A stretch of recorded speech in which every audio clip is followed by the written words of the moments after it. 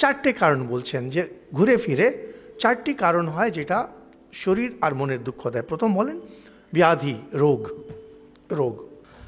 আর অনিষ্ট সংস্পর্শ, অনিষ্ট প্রাপ্তি, অনিষ্ট প্রাপ্তি, যে জিনিসটাকে আপনি চান না সেটা আপনার হয়ে গেল, অনিষ্ট প্রাপ্তি।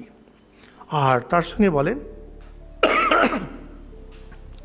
ইষ্টহানি, যেটা আপনি পছন্দ করেন সেটা আপনার চলে গেল। অনিষ্ট প্রাপ্তি মানে আমরা এখন বসে আছি, সাইক্লোন আসছে, এখন শুনছি সাইক্লোনে কি সুন্দরবন আর বাংলাদেশে যাবে। সাধারণ যারা লোকেরা আছে তাদের সব বাড়ি, ঘর বাড়ি, কত কষ্ট। অনিষ্ট প্রাপ্তি তারা চায় না।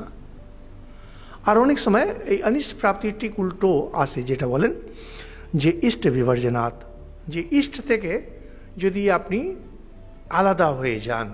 এখানে কিন্তু ইষ্টহানি বলছে না, ইষ্টহানি মানে অনিষ্ট প্রাপ্তি।